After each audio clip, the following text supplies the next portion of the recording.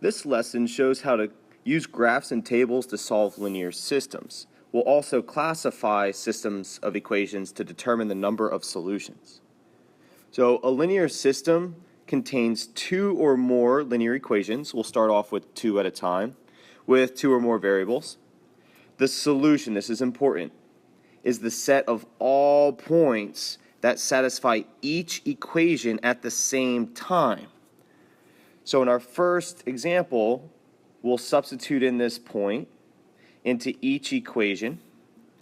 If each equation is true, then that point is a solution to the system or collection of equations.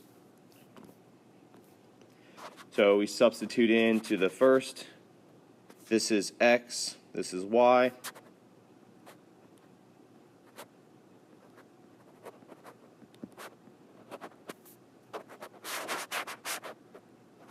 And we could see that 1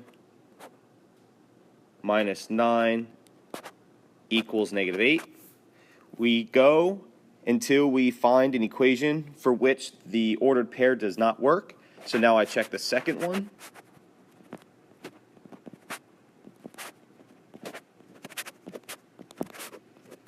And 3 plus 6 equals 9. Therefore, yes, the ordered pair 1, 3 is a solution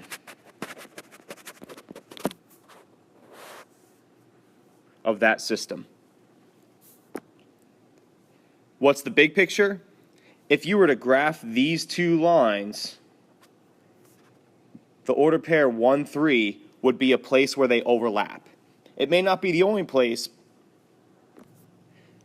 and we'll learn more about that later in this lesson. Moving on to the second example, again, we are provided with an x and y ordered pair. We need to see if it satisfies each equation, substituting into the first.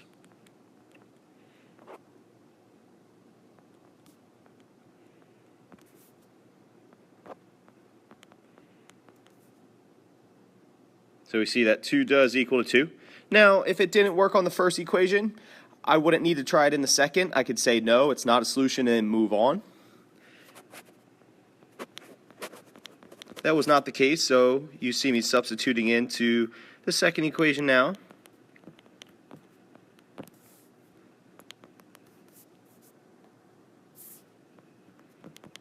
Okay, that is a contradiction, and so I could say no, this ordered pair, negative 4, 1/2, is not a solution. There may be others, but we're just warming up. So again, you take the ordered pair into the system, and it must satisfy all equations in order to be a solution. Solving by graphing. Solve a system of equations graphically by finding the common pair of x and y values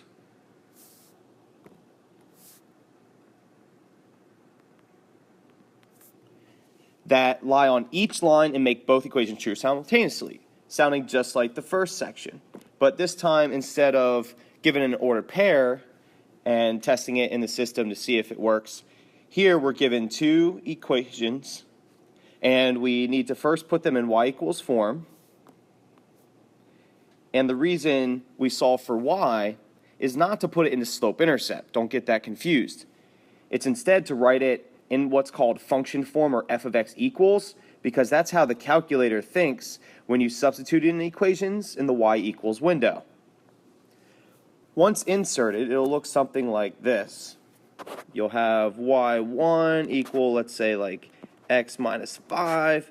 y2 is equal to, let's say, 5/3 plus 2x. And notice I intentionally put that out of order because to the calculator it doesn't make a difference. So just make sure to solve for y and let the calculator do the rest of the thinking. Once you've correctly substituted in, now what you want to do is hit second trace for calc. So we want to do a type of calculation. Specifically, number 5 for intersect, to find out where we have common points of intersection between the equations in the system, because that's their solution, the value that makes all of them true. So in a real world context, we need to figure out something that, say in a supply and demand scenario in economics, we have to make sure that the supply meets the demand. We don't want to overshoot either, so that would be an example of why we're learning this. This is crucial. Sometimes the intersection is not on the screen, so this stumps a lot of students. Try to use the context as much as possible, but sometimes it's trial and error, but you hit window, and then you adjust the X-min, the X-max, so that the intersection shows up on the screen. It takes a little while to get the hang of it. Just practice. And again, like the X-min, that's the smallest X value for the X-axis, and X-max, the largest value on the X-axis, and so forth.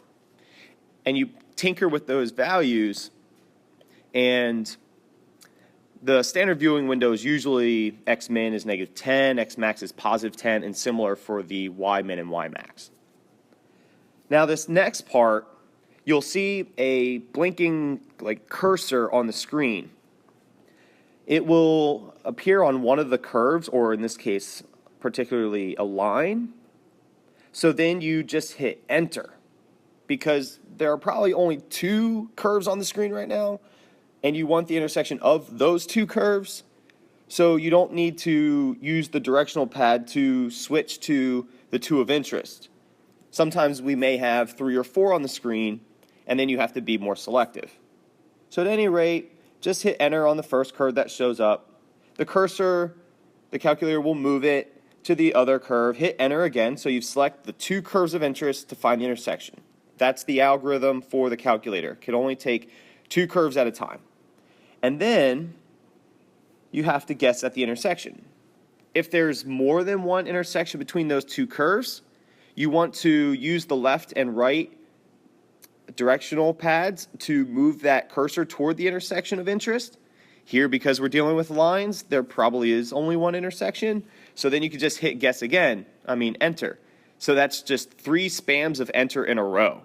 And then it'll get more complicated as we, say, do the intersection of, let me show you, a parabola with a line, because it's enter, enter, but then we maybe want this intersection as opposed to the one on the other side.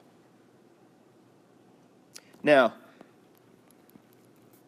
9 times out of 10, we will use steps 1 through 4, but sometimes we will want to use a table instead of using the graph with finding the intersection. In that case, you still go through the first 2 steps, setting your equations into y equals form and substituting them into the calculator, and then you hit second table, or rather second graph for table, and then you should see a column of x values, a column of y1 values. This would be your y1, so to speak. This would be your y2. And then you're looking for something in common, because notice if I put the x with each of these y's separately, we have a common ordered pair, meaning that ordered pair 1, 3 makes both of the equations true at the same time. That's how you would interpret a table. Moving on to classifying. Here we have 3 graphs. We could see in each of the graphs 2 lines. If there's one solution, then that means we have 2 separate lines and the slopes are different. So slope of the first line is different than the slope of the second line. That's all we need to know. If you give me 2 lines, if I find their slopes and I see that they're different, I could conclude that I have one solution, because they're not railroad tracks and they're certainly not the same line.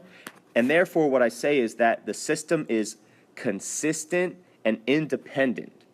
Consistent, meaning that there is a solution, and independent, meaning that the 2 lines are behaving independently of one another. We will abbreviate this as CI. What if you give me two linear equations and I solve them for y equals mx plus b, because here we use the slopes and the y-intercepts to classify without needing to see a graph, because a graph takes some commitment to create. Here, if I just solve for y equals mx plus b in this second example, and I find that both the slopes and the y-intercepts are the same, then I have the same exact line. Red and blue make purple, so they're overlapping here graphically. Then, well, there's still overlap, so there is a solution. So I still say that it's consistent, but there are infinitely many solutions. So I say that the system is consistent and dependent. And we'll abbreviate that as CD. And that means, again, that there are infinitely many solutions, not just one. Any of these points along the shared line will be an answer to both equations at the same time. Now, you got to be careful, because just because the slopes are the same, as we see in this third example, doesn't mean that it's consistent and dependent. Here, the slopes are the same because the lines are parallel and the y-intercepts are different. So therefore, their railroad tracks never overlap. And so this system is said to be inconsistent.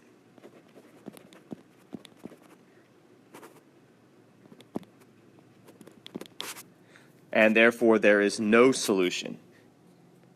Please use these classifications, consistent and independent, for one solution, consistent and dependent for infinitely many solutions, and then its opposite, inconsistent, when there are no solutions. So notice in the directions, I kind of walk you through the process of how I want you to handle these problems. I let you know that you first would write it in slope-intercept form, and then using the algebraic analysis of the slopes and y-intercepts, you describe the system as CI, CD, or I. That would be the abbreviation for this one. And explain by comparing slopes and y-intercepts. So that would be the algebraic analysis then written down. You tell me that, okay, if the slopes are different, then right away we know it's consistent and independent. And lastly, solve by graphing on the calculator. In a later lesson in the chapter, we will solve algebraically all the way, but for now we want to learn how to use the calculator. Jumping into this example, part A, write in slope-intercept form. So I have subtracting the 2x to the other side, then dividing everything through by -3. That will give me y equals 2/3 x minus 7/3. Make sure when you divide by y's coefficient that you not only divide the x term, but also the constant term. For the second linear equation, solving for y, it's already in that form, so I'm just using the reflexive property of equality here. Because remember, in the calculator, this would be like y1 and this is y2. Then for part B, now, because I see that the slope of the first equation is 2/3 and the slope of the second equation is 5, they are different than one another. Then, from my table up above, I can conclude that these two lines are acting independent of one another, so therefore they will overlap, and they will do so once. So then I could classify as consistent and independent, and now I know I could go to part C confidently and be able to find one intersection. Following the steps on the previous page, you would try that on your own.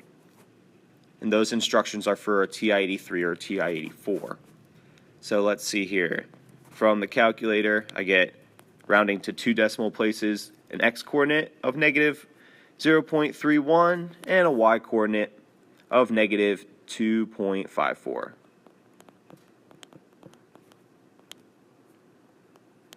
That's a 4. And that's the approximate answer. When we learn to solve this algebraically with substitution and elimination, or more or less review, then we're going to get exact answers, and that would be an advantage of solving this completely using algebra rather than jumping to the calculator. couple more examples. Still the first step.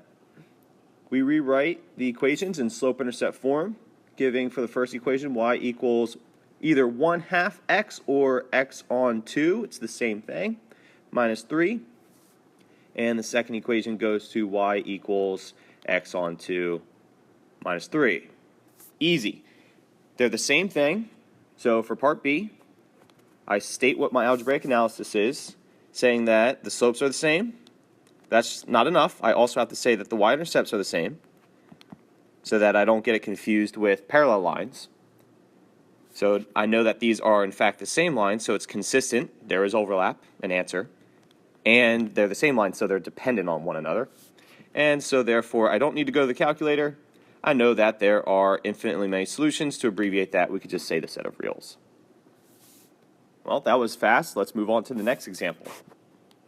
For part A, slope-intercept form.